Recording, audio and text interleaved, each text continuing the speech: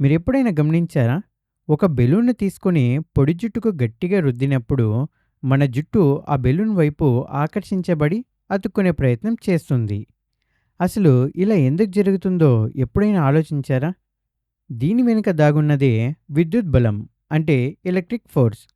ఈ బలం గురించి మనకు స్పష్టంగా తెలియాలంటే, ముందుగా మనం విద్యుత్ ఆవేశం అంటే ఎలక్ట్రిక్ ఛార్జ్ అంటే ఏంటో తెలుసుకోవాలి.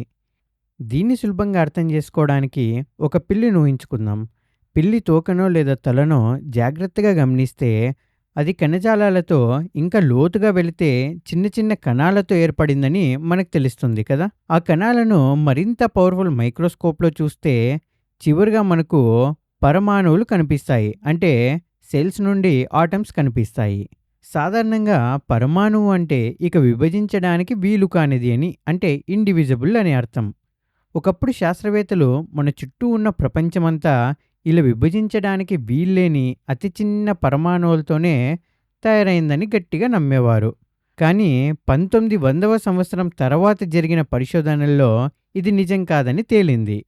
పరమాణువులు ఎంత చిన్నవైనా సరే వాటి లోపల కూడా మరింత చిన్నవైన ఉపపరమాణు కణాలు ఉన్నాయని శాస్త్రవేత్తలు కనుగొన్నారు. వీటినే సబ్ అటామిక్ పార్టికల్స్ అని అంటారు. ఆ పరమాణువు లోపల ఉండే అతి చిన్న కణాలనే మనం ప్రోటాన్లు, న్యూట్రాన్లు మరియు ఎలక్ట్రాన్లు అని పిలుస్తున్నాం. ఈ విశ్వంలో మీరు ఏ వస్తువును తీసుకున్నా వాటన్నింటి పరమాణువులు ఈ మూడు కణాలతోనే తయారై ఉంటాయి. సరే, ఇప్పుడు విద్యుతావేశం అంటే ఏంటో కరెక్ట్గా తెలుసుకోవడానికి మనం మనసులో ఒక ప్రయోగాన్ని ఊహించుకుందాం. రెండు ప్రోటాన్లను తీసుకొని ఒకదాని పక్కన మరొకటి ఉంచామనుకుందాం. ఆ రెండు ప్రోటాన్లు ఒకదానికొకటి దూరంగా నెట్టుకోవడం మనం స్పష్టంగా చూడగలుగుతాం. ఫిజిక్స్ భాషలో దీన్నే మనం వికర్షణ అంటాం. అంటే రిపల్షన్ అని అర్థం. అంటే అవి పరస్పరం వికర్షించుకుంటున్నాయన్నమాట. అయితే సరిగ్గా ఇలాగే రెండు ఎలక్ట్రాన్లను తీసుకొని ఒకదాని పక్కన మరొకటి ఉంచి చూద్దాం. ఇక్కడ కూడా అదే ఆశ్చర్యకరమైన విషయం జరుగుతుంది. ఆ రెండు ఎలక్ట్రాన్లు కూడా ఒకదాన్ని ఒకటి వికర్షించుకుంటూ దూరంగా జరిగిపోతాయి. కానీ ఒక ప్రోటాను, ఒక ఎలక్ట్రాన్‌ను తీసుకొని పక్కపక్కన ఉంచినప్పుడు మాత్రం ఒక విచిత్రం జరుగుతుంది. అవి 2 ఒకదానికొకటి బలంగా ఆకర్షించుకుంటాయి. అంటే అట్రాక్ట్ అవుతాయి. ఇప్పుడు మీకొక చిన్న డౌట్ రావచ్చు. అసలు ఈ ప్రోటాన్లు, ఎలక్ట్రాన్లు ఎందుకు ఆకర్షించుకుంటున్నాయి? మరోసారి ఎందుకు వికర్షించుకుంటున్నాయి అని? దీనికి కారణం ఈ ప్రోటాన్లు మరియు ఎలక్ట్రాన్ల లోపల సహజంగానే ఒక ప్రత్యేకమైన లక్షణం ఉంటుందని శాస్త్రవేత్తలు ఊహించారు.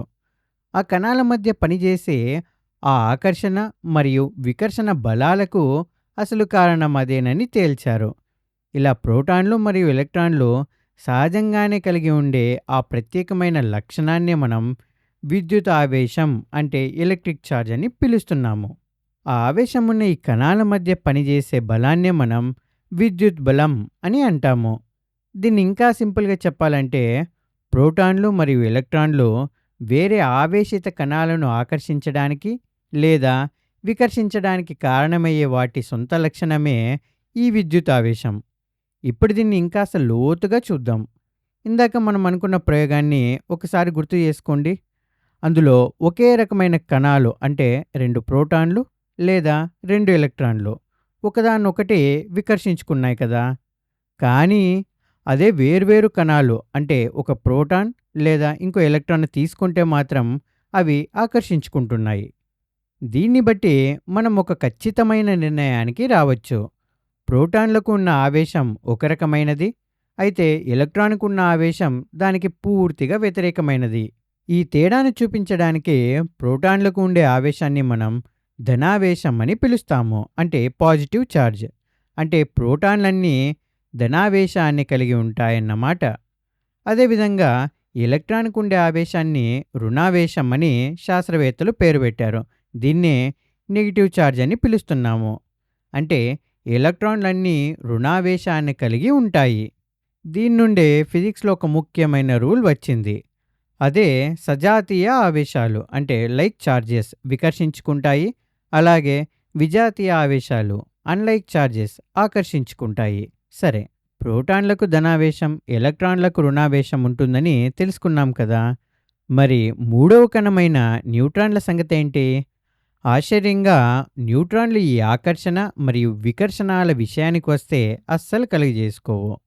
మీరు ఒక న్యూట్రాన్‌ని తీసుకెళ్ళి ఒక ప్రోటాన్ దగ్గర గానీ, లేదా ఒక ఎలక్ట్రాన్ దగ్గర గానీ, లేదా ఇంకో న్యూట్రాన్ పక్కన గానీ ఉంచితే వాటి మధ్య ఎలాంటి బలము పనిచేయదు. దీన్ని బట్టి న్యూట్రాన్‌లకు ఈ విద్యుతావేశం అనే లక్షణమే లేదని మనకిట్టే అర్థమైపోతుంది. అంటే దానికి ధనావేశము లేదు, ఇలా రుణావేశము లేదు. దాని ఆవేశం 0.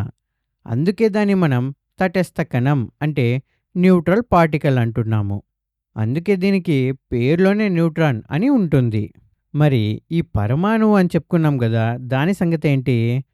ఆవేశాలున్న ప్రోటాన్లు మరియు ఎలక్ట్రాన్లతో తయారైన పరమాణువు కూడా సహజంగా ఏదో ఒక ఆవేశం ఉండి ఉంటుందని మనం అనుకుంటాం. కానీ నిజానికి ప్రతి పరమాణువులోనూ ప్రోటాన్ల సంఖ్య మరియు ఎలక్ట్రాన్ల సంఖ్య ఎప్పుడు సమానంగానే ఉంటాయి.